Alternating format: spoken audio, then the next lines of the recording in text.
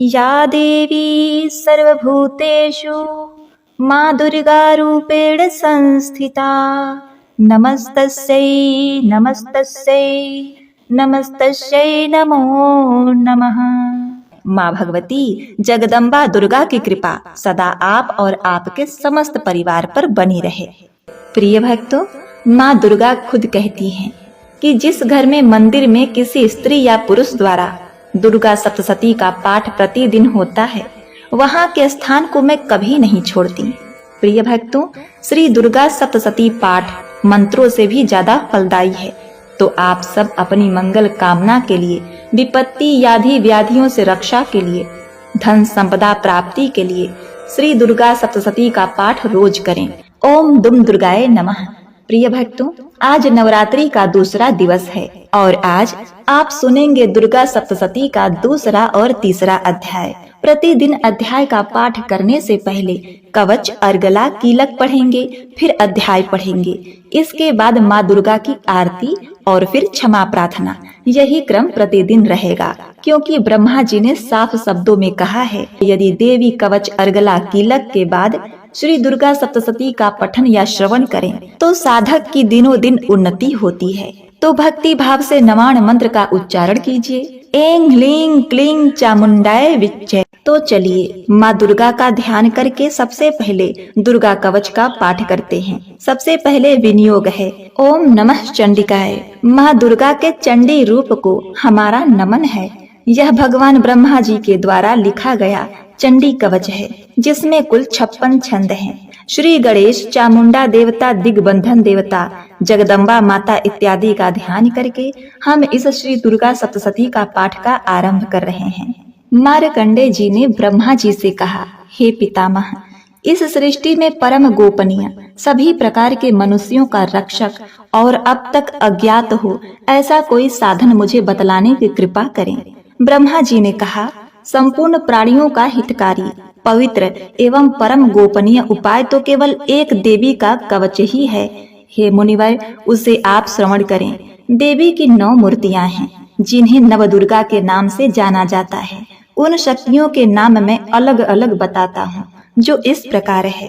पहला नाम शैलपुत्री, दूसरा ब्रह्मचारिणी, तीसरा चंद्रघंटा, चौथा कुसमांडा, 5वां स्कंद माता, 6वां कात्यायनी, 7वां कालरात्रि, 8वां महागौरी तथा 9वीं सिद्धिदात्री है। जो व्यक्ति अग्नि से दग्ध हो रहा हो, रणभूमि में शत्रुओं द्वारा आच्छादित हो गया हो अथवा भीषण संकटापत्र अवस्था में हो, तो वह मनुष्य यदि जगत जननी माँ दुर्गा के शरणागत हो जाए तो किसी भी अवस्था में उसका अनिष्ट नहीं हो सकता।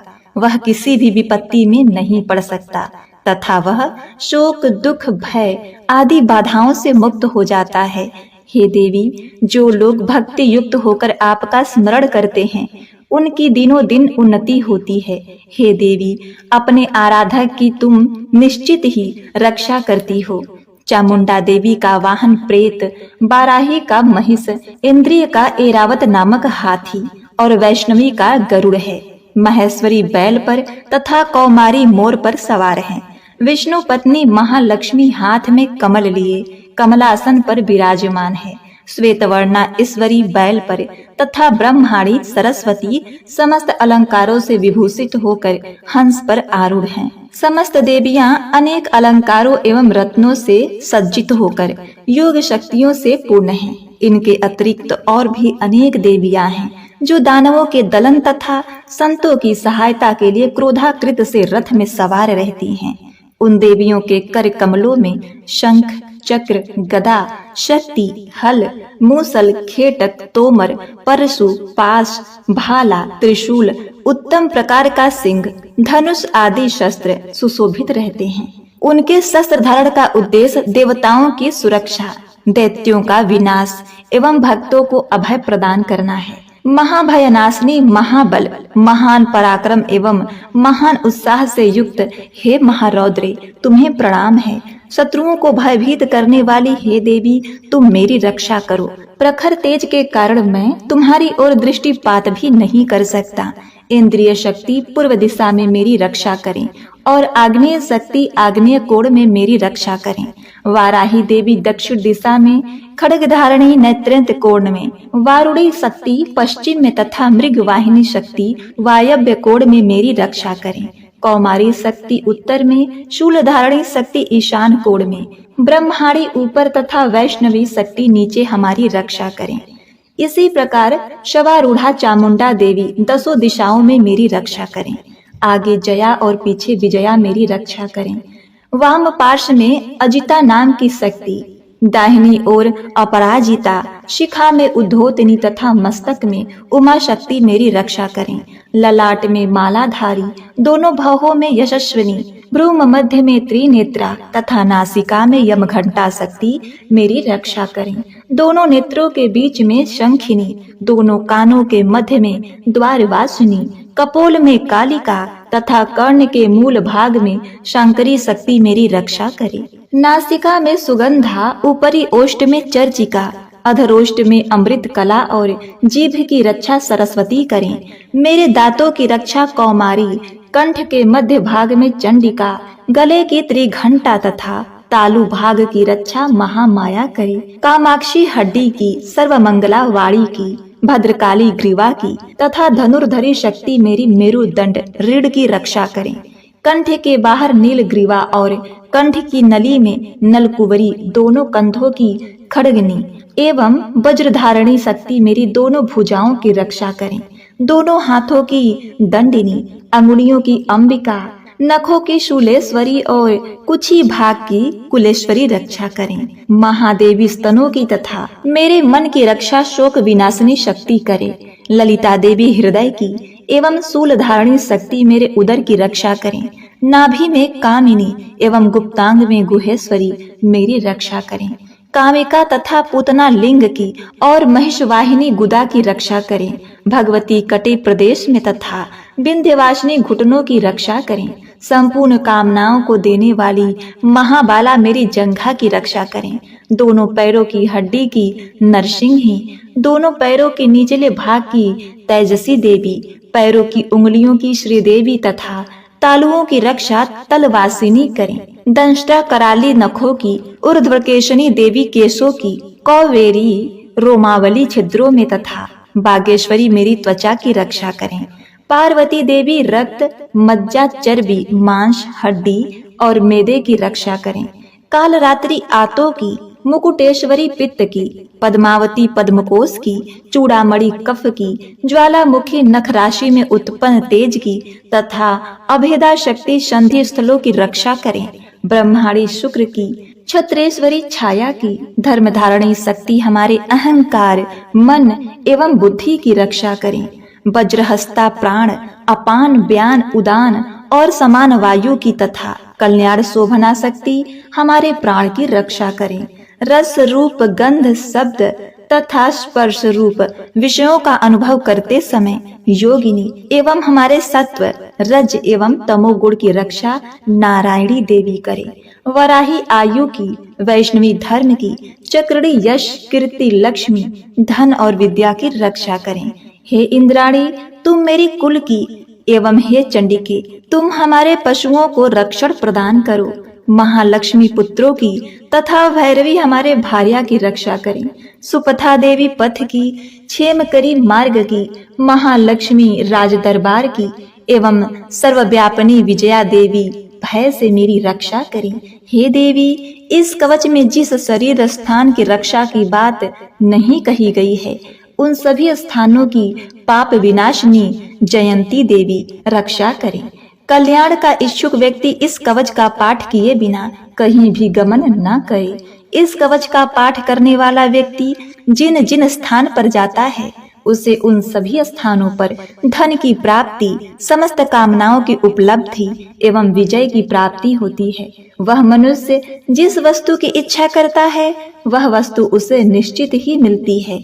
इस दुर्गा कवच का पाठ करने वाला इस भूमि पर अतुल ऐश्वर्य प्राप्त करता है तथा उसे किसी से भय प्राप्त नहीं होता और वह युद्ध में विजेता होता है। उस व्यक्ति की पूजा त्रिलोक्य में होती है। यह कवच देवताओं के लिए भी दुर्लभ है। इस देवी कवच का जो लोग श्रद्धा पूर्वक त्रिकाल पाठ करते हैं उन्हें देवी कला प्राप्त होती है तथा वे त्रिलोक्य में किसी से परास्त नहीं होते। वह प्राणी शतायु होता है तथा उसकी कभी अकाल मृत्यु नहीं होती। उसके लूता एक प्रकार का रोग जो सिर में खाज के रूप में होता है, विस्फोटक, चेचक आदि समग्र रोग नष्ट हो जाते हैं।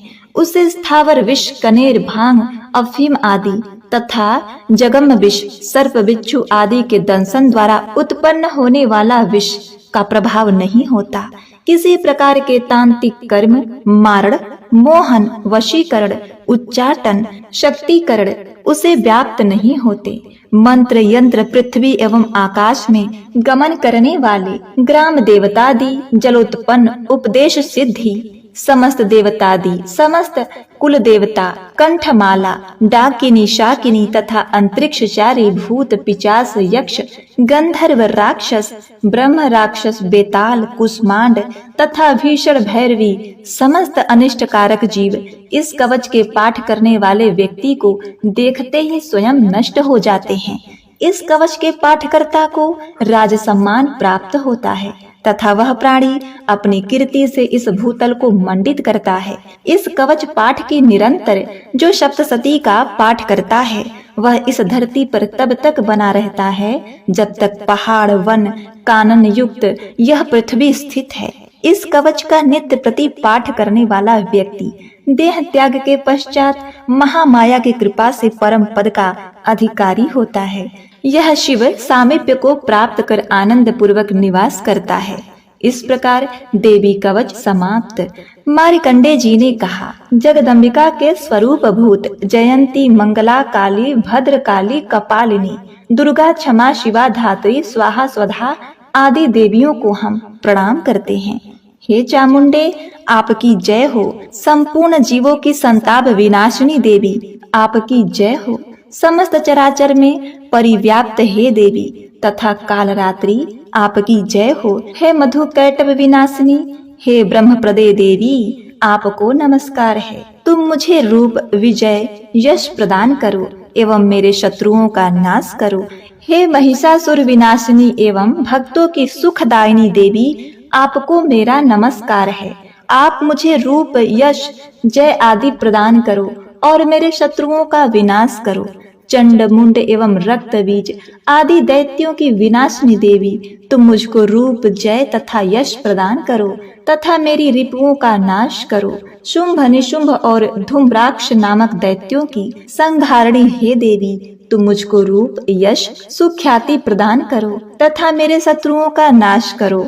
वंदनीय चरणों वाली और संपूर्ण सौभाग्यदायिनी देवी, तुम मुझे रूप, यश और कीर्ति प्रदान करो एवं मेरे शत्रुओं का संहार करो। यचिंत स्वरूपा एवं अचिंत चरित्र वाली शत्रु विनाशिनी हे देवी, तुम मुझे रूप, जय और कीर्ति दो और मेरे शत्रुओं का नाश करो। पाप विनाशिनी हे चामुंडे देवी, जो लोग तुमको श्रद्धा भक्ति पूर्वक नमन करते हैं उन्हें तुम रूप, यश, सुकीर्ति प्रदान करो और उनके शत्रुओं का दमन करो। हे व्याधि विनाशिनी चंडिके देवी, जो लोग भक्ति भाव से तुम्हारा अभिनंदन करते हैं उन्हें रूप, यश और जय प्रदान करो और उनके शत्रुओं का विनाश करो।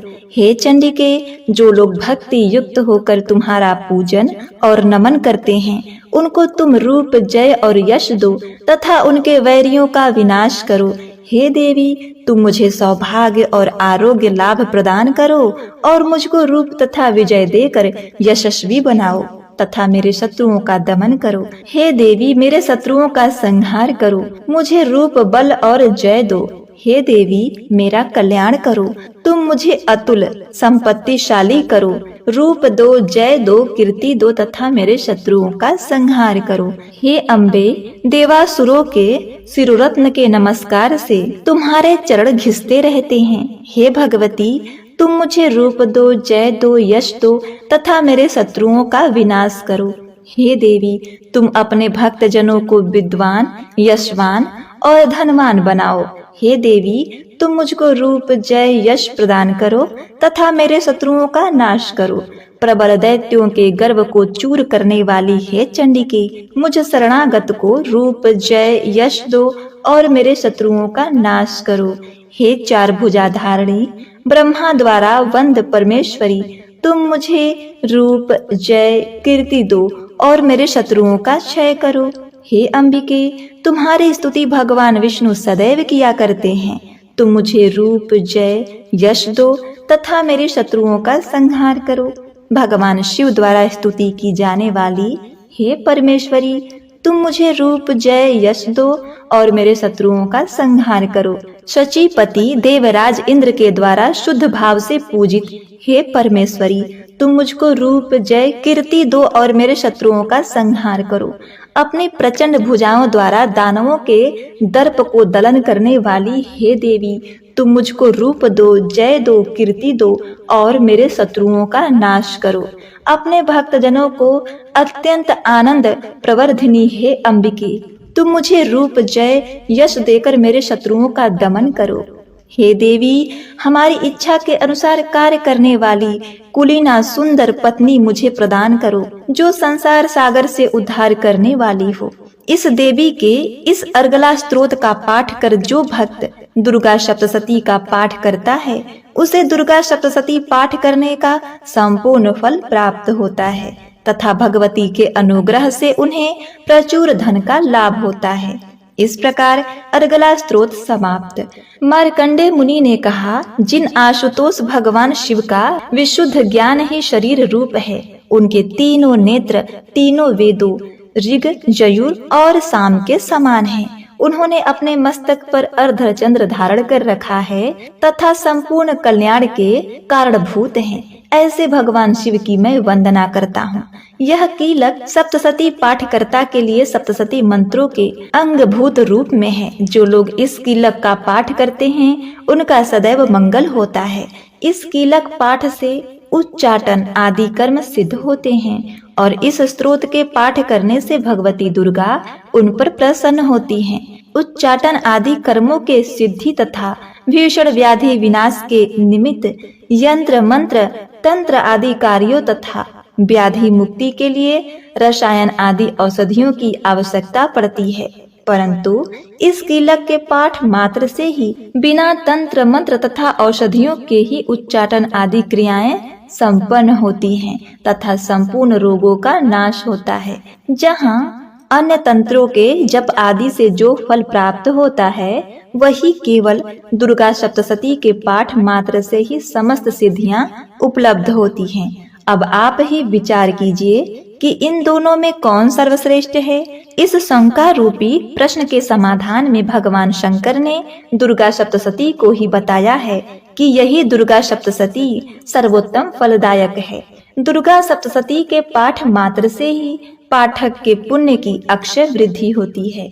ऐसा कहकर भगवान शंकर ने दुर्गा सप्तशती को गुप्त रखा, अर्थात सप्तशती के समस्त मंत्रों को कीलक कर दिया। जो व्यक्ति कृष्ण पक्ष की चतुर्दशी या अष्टमी को स्थिर चित्त से दुर्गा सप्तशती का पाठ करता है, उसका निसंदेह रूप से मंगल होता है। जो लोग अपना संपूर्ण द्रव्य दुर्गा देवी को अर्पित कर प्रसाद रूप में उस धन का उपयोग करते हैं, भगवती निश्चित ही उन लोगों पर प्रसन्न होती हैं, क्योंकि सप्तशती के फल को शिवजी ने कीलक कर रखा है। जो लोग पहले कीलक पाठ करके तत्पश्चात सप्तशती का पाठ करते हैं, वे अंत काल में सिद्ध देवी के पार्षद और गंधर्व योनि को प्राप्त होते हैं। सर्वत्र भ्रमण करते रहने पर भी उन्हें कभी किसी प्रकार का भय नहीं होता, उनकी अकाल मृत्यु भी नहीं होती तथा अंत में वे मोक्ष पद के अधिकारी होते हैं। इस कीलक को समझकर तथा उसका परिहार करने के पश्चात ही दुर्गा सप्तशती का पाठ करना उचित है। इस कीलक के रहस्य को न जानकर जो व्यक्ति सप्तशती का पाठ करता है, उसका अनिष्ट होता है। भगवती के कृपा से ही नारियों को सौभाग्य और संतान सुख की प्राप्ति होती है। इस हेतु इस सप्तशती का पाठ करना आवश्यक है। इस स्तोत्र का पाठ मंद स्वर में करने से संपूर्ण सिद्धियों की प्राप्ति होती है। एतएव सर्वप्रथम किल्लक का पाठ करके ही सप्तशती का पाठ करना उचित है। जिस भगवती के कृपा कटाक्ष से मनुष्य को ऐश्वर्य, सौभाग्य, आरोग्य, संपत्ति, शत्रु विनाश एवं निर्वाण पद की प्राप्ति होती है, उस महिमामयी भगवती दुर्गा की स्तुति प्राणी क्यों नहीं करते। इति ही किल्लक स्तोत्र समाप्त है। दुर्गा सप्तशती का दूसरा अध्याय। देवताओं के तेज से देवी की उत्पत्ति और महिषासुर के सैनिकों का विनाश। मार्कंडेय ऋषि ने कहा, प्राचीन काल में एक बार देवताओं और दैत्यों में परस्पर 100 वर्षों तक घोर संग्राम हुआ था। इस युद्ध में राक्षसों का अधिपति महिषासुर तथा देवों के स्वामी इंद्र थे। उस भीषण युद्ध में महाबलशाली दैत्यों के सम्मुख देवताओं की सेना भाग खड़ी हुई। समस्त देवों को पराजित कर दैत्यराज महिषासुर ने इंद्रासन को अपने अधिकार में ले लिया। इसके बाद संपूर्ण देवतागण सृष्टिकर्ता ब्रह्मा जी को साथ लेकर उस स्थान पर गए जहां भगवान शिव तथा विष्णु आसीन थे। उन देवों से देवताओं ने महिषासुर की विजय तथा अपनी पराजय का वृत्तांत वर्णन किया। देवताओं ने भगवान से कहा, हे भगवान, महापराक्रमी महिषासुर ने सूर्य, चंद्र, अग्नि, वायु, इंद्र, यम, वरुण तथा अन्य सभी देवताओं से उनके अधिकार छीनकर स्वयं ही सबों पर अधिपत्य कर लिया है। उन पापात्मा महिषासुर ने सभी देवों को स्वर्ग से निकाल बाहर कर दिया है। अब वे निष्कासित देवगण भूतल पर मनुष्य के समान भटक रहे हैं। हम सब लोगों ने आपके समक्ष असुरों के दुराचार का सारा वृत्तांत निवेदित कर दिया है। हम सब देवतागण आपके शरणापत्र हुए हैं। आप कृपा करके उस अपराजय दानव के नाश का कोई उपाय बताइए। देवताओं के मुख से ऐसी अनहोनी घटना सुनकर भगवान विष्णु और शिव जी दानवों पर अत्यंत कुपित हुए, जिसके फल स्वरूप उन देवाधिदेव के भवें कुंठित हो गई और उनकी मुखाकृति वक्र हो गई। तब अत्यंत क्रोधाविष्ट भगवान विष्णु के मुख से एक महान तेज का उदय हुआ। तदवंतर ब्रह्मा तथा शिव जी के शरीर से भी उसी प्रकार का तेज निकला। इसी प्रकार क्रमशः इंद्र आदि देवों के शरीर से भी इसी प्रकार का तेज निर्गित हुआ। तत्पश्चात वे सभी तेज पुंज एक में मिलित हो गए। अब वह महान तेज पुंज ज्वलंत पर्वत के सदृश दिखाई पड़ने लगा। देवताओं ने देखा कि उससे दहकती हुई ज्वालाएं निकलकर दिग दिगंतों में फैल रही है। संपूर्ण देवों के शरीर से निकला हुआ वह तेज पुंज अद्वितीय था। वह तेज पुंज संयुक्त रूप से एक नारी के रूप में बदल गया और अपने प्रकाश से प्रकाशमान होकर त्रिभुवन में छा गया। भगवान शिव के शरीर से निर्गत तेज के द्वारा महामाया देवी की मुख की उत्पत्ति हुई। यमराज के तेज द्वारा भगवती के शरीर के केश उत्पन्न हुए और भगवान विष्णु के तेज से उनकी भुजाओं का निर्माण हुआ। चंद्रमा के तेज से स्तन, इंद्र के तेज से कटी, वरुण के तेज से जांघ एवं पैरों की पिंडलियां और पृथ्वी के तेज से नितंब निर्मित हुआ। ब्रह्मा के तेज से दोनों पैर तथा सूर्य से उंगलियों का प्राकट्य हुआ। अष्टवसुओं के तेज से हस्तांगुलियां और कुबेर के तेज से नासिका का निर्माण हुआ। प्रजापति के तेज से दंत पंक्ति तथा अग्नि के तेज से त्रिनेत्रों का प्रादुर्भाव हुआ। संध्या के तेज से दोनों भौवें और वायु के तेज से कान उत्पन्न हुए। इसी प्रकार अन्य सभी देवों के मिलित तेज से देवी के संपूर्ण अवयवों का निर्माण हुआ। समग्र देवों के संयुक्त तेज से प्रकट हुई उस देवी की मूर्ति देखकर महिषासुर द्वारा संतप्त देवगण अत्यंत प्रफुल्लित हुए। भगवान शिव जी ने अपने विशिष्ट अस्त्र शूल में से एक शूल देवी को अर्पण किया। भगवान विष्णु जी ने अपने चक्र की सहायता से नवीन चक्र का निर्माण कर देवी को दिया। वरुण ने शंख, अग्नि ने शक्ति, वायु ने धनुष बाण से पूरित 2 तरकश उन्हें प्रदान किया। देवराज इंद्र ने अपने वज्र द्वारा निर्मित वैसा ही एक वज्र तथा एरावत हाथी से एक घंटा उतार कर अर्पित किया। यमराज ने काल दंड से प्रादुर्भूत दंड, वरुण ने पास फंदा, प्रजापति ने स्फटिक एक प्रकार की मणि की माला और सृष्टिकर्ता ब्रह्मा जी ने अपना कमंडलू देवी को अर्पित किया। सूर्य देव ने अपने संपूर्ण किरणों का तेज देवी के समस्त रोमकूपों में भर दिया।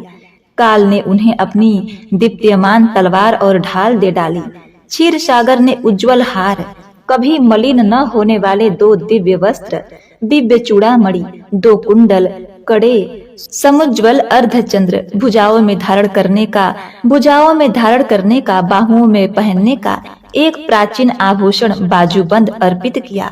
दोनों चरणों में धारण करने के लिए निर्मल नूपुर, पाजेब, गले की उत्तम हंसली और सभी अंगुलियों में पहनने के लिए रत्न जड़ित अंगूठियां भी प्रदान की। विश्वकर्मा ने देवी को अपना स्वच्छ परशु फरसा दे दिया। इसके साथ ही उन्होंने अनेक प्रकार के अस्त्र और अभेद कवच उन्हें दिए। इन सभी अस्त्रों के अतिरिक्त उन्होंने मस्तक और वक्ष पर धारण करने के लिए सदैव हरी भरी बनी रहने वाली कमलों की माला प्रदान की। सागर ने उन्हें सुंदर पद्म पुष्प दिया और हिमाचल ने उनके वाहन के लिए सिंह तथा अनेक रत्न आदि भेंट किए। धनपति कुबेर ने देवी को मधुपूर्ण पात्र अर्पित किया।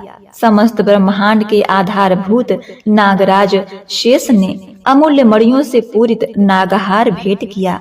इसी प्रकार सभी देवों ने अपने अस्त्र शस्त्र तथा रत्न जड़ित अर्पित करके देवी की आवभगत की। इसके अनंतर देवी ने उच्च स्वर में अट्टहास करते हुए बारंबार गर्जना की। उनके गर्जन से संपूर्ण आकाश कंपित हो गया। उस घोर गर्जन के फलस्वरूप भीषण ध्वनि उत्पन्न हो गई, जिससे त्रिलोक्य विक्षुब्ध हो उठा और सागर भी हिलोरे लेने लगा। भूमंडल में भूकंप उत्पन्न हो गया और सभी पर्वत अपने स्थान से डगमगा कर कांपने लगे। ऐसा देखकर देवों ने हर्षित होकर भगवती सिंह वाहिनी का जयनाद किया। तत्पश्चात ऋषि महर्षियों ने भी नतमस्तक होकर देवी की स्तुति की। सारे विश्व को क्षुब्ध देखकर दानवों ने अपने संपूर्ण सेनाओं को कवच आदि से सज्जित कर हाथों में आयुध को देकर घबराए हुए झटके से उठकर खड़े हो गए। उस समय महिषासुर अत्यधिक कुपित होकर बोला, ओह, यह क्या हो रहा है? इसके बाद संपूर्ण दानवों से घिरा हुआ महिषासुर देवी की भयंकर गर्जना को लक्ष्य कर उसी दिशा में दौड़ पड़ा। उसने वहां पहुंचकर देखा, वह देवी अपने अनुपम शोभा से त्रिलोक्य को आलोकित कर रही हैं। उनके पदभार से बोझिल हुए पृथ्वी रसातल में धंसती जा रही थी। मस्तक किरीट शिरोभूत से मानो आकाश में एक रेखा से खींची दिख पड़ रही थी तथा वे अपने धनुष की टंकार से पाताल स्थित सप्तलोकों को विक्षुब्ध कर रही थी। अपने सहस्त्र भुजाओं के द्वारा देवी संपूर्ण दिगंतों को आच्छादित करके खड़ी थी। इसके बाद ही दानवों के साथ देवी का भीषण युद्ध प्रारंभ हो गया। विविध प्रकार के अस्त्र शस्त्रों से इसके बाद ही दानवों के साथ देवी का भीषण युद्ध प्रारंभ हो गया। विविध प्रकार के अस्त्र शस्त्रों से समस्त दिशाएं चमक उठी। महिषासुर का चिछुर नामक सेनापति महान बलशाली दैत्य था। अब देवी के साथ उस महापराक्रमी दानव चिछुर का युद्ध होने लगा। दैत्यों की चतुरंगणी सेना लेकर चामर नामक असुर युद्ध भूमि में डट गया। उदग्र नामक महाबलशाली दानव अपने साथ 60,000 हाथियों को लेकर रणस्थल में आ डटा। महाहनु नामक असुर अपने साथ में 1 करोड़ सेना लेकर लड़ने के लिए आ धमका। असिलोमा नामक असुर 500 रथियों के साथ रणभूमि में उपस्थित हुआ। बास्कल नामक दानव अपने साथ लाख सेना लेकर युद्ध करने लगा। परिवारित नामक बलवान राक्षस अपने साथ 1 करोड़ अश्वारोही और गजरोही सेना लेकर युद्ध में आ गया। बिड़ाल नामक असुर अपने 5 अरब सहयोगी रथियों की सहायता से युद्ध करने लगा। इन सबों के अतिरिक्त असंख्य दैत्य समूह रथ, हाथी, घोड़ों की सेना लेकर युद्ध में उद्धृत हुए। उस समारांगण में महिषासुर स्वयं करोड़ों सहस्त्र रथों, हाथियों एवं घोड़ों की सेना सहित उपस्थित था। वे अगणित दानव देवी पर तोमर, भिंदीपाल, शक्ति, मूसल, खड़ग, परशु और पट्टिश नामक अस्त्र शस्त्रों को बरसाने लगे। कुछ एक दानवों ने देवी पर एक साथ मिलकर शक्ति का प्रहार किया। दूसरों ने अपने फंदे फेंक कर देवी को बांधना चाहा। इसके अनंतर कुछ दैत्यों ने देवी वध के उद्देश्य से उन पर खड़ग से आघात किया। दानवों द्वारा फेंके हुए अस्त्रों को लीला स्वरूपिणी देवी ने क्रुद्ध होकर उन अस्त्रों को सहज ही काट डाला। फिर भी उनके मुखमंडल पर रज मात्र भी क्लांति की छाया नहीं दिखाई पड़ी। एक ओर देवता तथा ऋषि मुनि उनका गुणगान कर रहे थे, तो दूसरी ओर महामाया जगदम्बा उन दानवों पर अपने दिव्य शस्त्रों की निरंतर वर्षा कर रही थी। इधर देवी का वाहन सिंह भी क्रोधित होकर अपने गर्दन के लंबे बालों को फटकारता हुआ राक्षसी सेना पर इस प्रकार टूट पड़ा जैसे किसी वन में दानावल की अग्निशिखाएं धीरे धीरे बढ़ रही हों। रणस्थल में देवी द्वारा छोड़े हुए सभी श्वास अनगणित गणों के रूप में बदल गए और हाथ में परशु, भिंदीपाल, खड्ग तथा पट्टिस आदि अस्त्रों द्वारा दानवों से युद्ध में निरत हुए। समस्त गण दानवों को दलते हुए शंख, नगाड़े आदि बाजों को बजाने लगे। उस रणभूमि में कितने ही गण हर्षित होकर मृदंग आदि बाजे भी बजाने लगे। इसी बीच देवी ने त्रिशूल, गदा, तलवार आदि चलाकर तथा शक्ति वर्षा करके सैकड़ों राक्षसों को धराशायी कर दिया। कितने ही राक्षसों को तो घंटे की कर्कश ध्वनि के द्वारा संज्ञा विहीन कर मार डाला। देवी ने अपने पाश में अनेक राक्षसों को बांधकर भूमि पर घसीटा और कितने ही दानवों को तलवार की पैनी धार से 2 टुकड़ों में काट दिया। कितने ही राक्षस उनकी गर्दन की मार से भूमि लुंठित हो गए तथा कितने ही मूसल के आघात से रक्त बमन करने लगे। वक्ष में शूल विधने के फलस्वरूप कितने ही दैत्य धरती पर गिरकर छटपटाने लगे। देवी ने इतनी भयंकर बाण वृष्टि की जिससे कितने ही दानवों की कमर टूट गई। अब तक जो राक्षस देवी पर बाज पक्षी की तरह झपट रहे थे, वे ही अब अपने प्राणों को गंवाने लग गए। बहुतों की भुजाएं कटकर तितर बितर हो गईं और बहुतों की गर्दन धड़ से अलग जा पड़ी। कितने ही राक्षसों के सिर खंड खंड होकर पृथ्वी पर गिरने लगे तथा कुछ दानवों के शरीर कटकर 2 टुकड़े हो गए। जांघ विहीन होकर कितने ही भूमि पर पतित हो गए। देवी ने कितने ही दानवों को बांह और एक पैर से लंगड़ा बना दिया तथा कितनों की एक आंख फोड़कर उन्हें 2 खंडों में मार गिराया। कितने ही दानवों के मुंड कट गए थे, फिर भी वे साहस पूर्वक पुनः उठकर खड़े हो गए थे। कितने ही राक्षस केवल धड़ के सहारे ही अस्त्रों को लेकर लड़ने लग गए थे। जुझाऊ बाजे के राग पर कितने ही मुंड विहीन धड़ नृत्य करने लगे थे। राक्षसों के कटे हुए धड़ हाथों में तलवार, शक्ति, रिष्टि नामक हथियार लिए रणस्थल में दौड़ते हुए और कितने ही राक्षस ठहरो ठहरो शब्द करते हुए देवी को युद्ध की चुनौती दे रहे थे। जिस स्थान पर यह भीषण संग्राम हुआ, वहां की भूमि रथ, हाथी, घोड़े और दानवों की लाशों से पट गई थी, जिससे वहां गमनागमन का मार्ग अवरुद्ध हो गया था। भारी संख्या में दैत्यों का वध होने से तथा हाथियों और घोड़ों के शरीर से इतना अधिक रक्तपात हुआ कि क्षण मात्र में ही वहां की भूमि पर खून की नदियां प्रवाहित होने लगीं। जिस प्रकार तृण समूह और काष्ठ राशि को प्रज्वलित कर अग्नि कुछ ही देर में जलाकर भस्म कर देती है, उसी प्रकार जगदम्बा जगत जननी ने भी क्षण भर में ही दानवों की उस विशाल सेना का संहार कर डाला। देवी वाहन सिंह भी अपने अयालों को दुर्गति से फटकारता हुआ घोर गर्जन उत्पन्न कर रहा था। कितने ही दानवों के प्राण उस सिंह की गर्जना से मानो निकले जा रहे थे। उस दानवों के साथ देवी के गणों ने इतना भीषण युद्ध किया जिससे प्रसन्न होकर आकाश में स्थित देवगण उन सब पर फूलों की वर्षा करने लगे। इस प्रकार से दूसरा अध्याय समाप्त। तीसरा अध्याय महिषासुर वध। इसके बाद ऋषि ने कहा, अपनी सेना का विनाश होते देखकर सेनापति चिचुर अत्यंत क्रोध की मुद्रा में देवी से युद्ध के लिए उनके सामने आ खड़ा हुआ। सुमेरु पर्वत पर मेघों की वृष्टि होने के समान वह राक्षस देवी पर वाड़ों की वर्षा करने लगा। तब देवी ने उस राक्षस के समस्त वाड़ों को सहज में ही काट गिराया और सारथी सहित उसके रथ और घोड़ों को भी मार डाला। इसके पश्चात उस महाबली दैत्य की ध्वजा तथा धनुष को काट दिया। धनुष विहीन उस राक्षस को देवी ने अपनी बाण वर्षा द्वारा विद्ध कर दिया। वह राक्षस अपने धनुष तथा रथ के विनाश से व्यथित होकर तलवार और ढाल लेकर देवी पर टूट पड़ा। उसने अपनी तीक्ष्ण तलवार से देवी के वाहन सिंह पर प्रहार किया और साथ ही शीघ्रता से देवी की बाईं भुजा पर भी। हे राजन, वह तलवार देवी की भुजा का स्पर्श करते ही खंडित होकर गिर पड़ी। अपने सभी वारों को निष्फल होते देखकर दानव ने अत्यंत कोप करके अपने हाथों में शूल ले लिया। देवी को लक्ष्य करके उस महादानव ने अपने शूल को देवी की ओर फेंका। आकाश में पतित हुए सूर्यमंडल के समान वह शूल चमक उठा। अपनी ओर उस शूल को आता देखकर उसके प्रतिरोध के निमित्त देवी ने भी अपने शूल को निपेक्षित किया। देवी के शूल से टकराकर उस दानव का शूल 100 खंडों में टूटकर बिखर गया। इसके विपरीत देवी के चलाए हुए शूल के द्वारा महाबलवान दानव के प्राण निकल गए।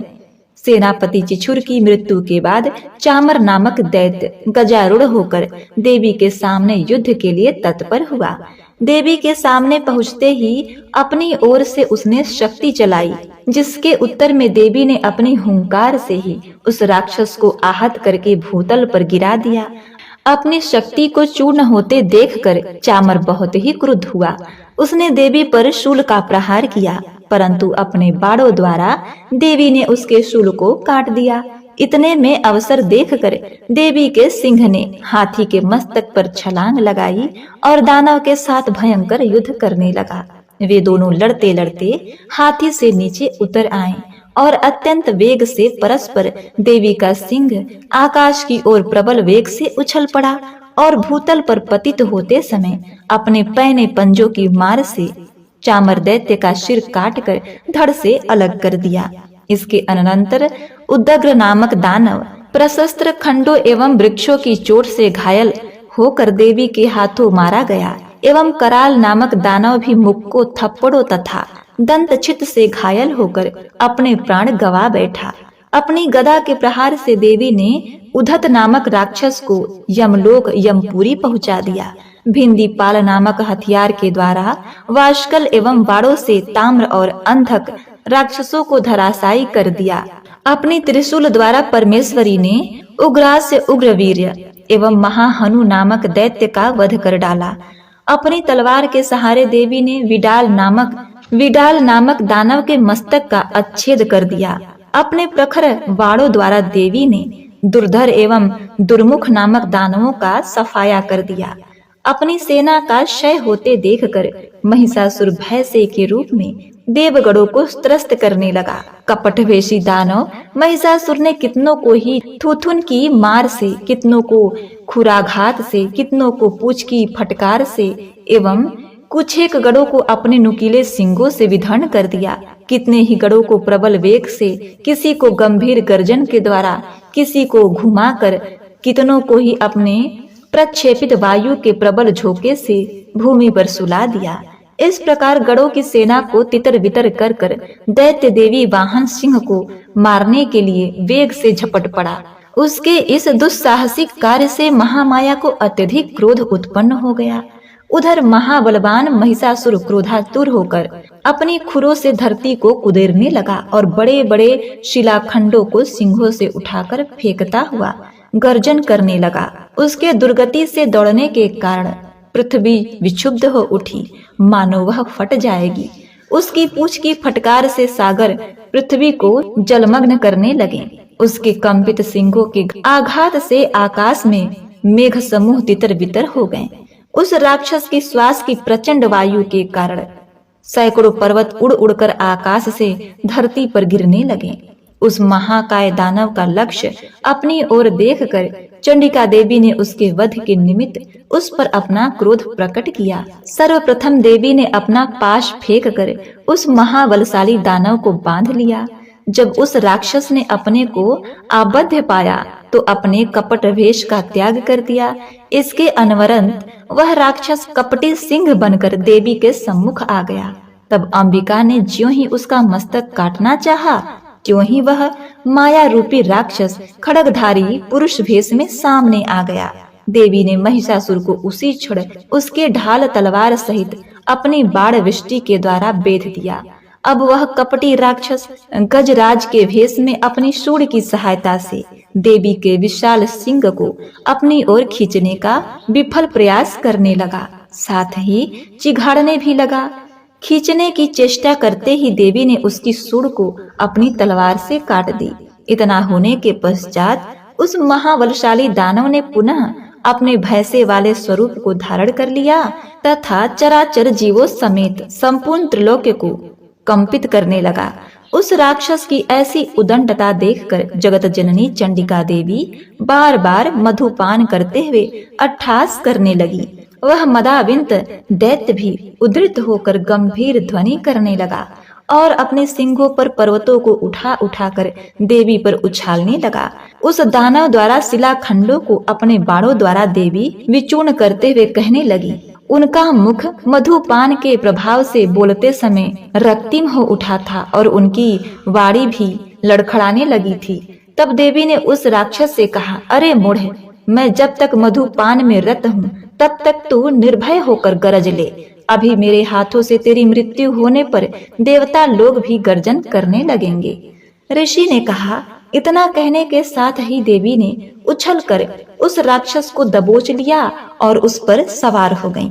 अपने पैरों से दबाकर देवी ने अपने शूल से उसके कंठ प्रदेश में प्रहार किया।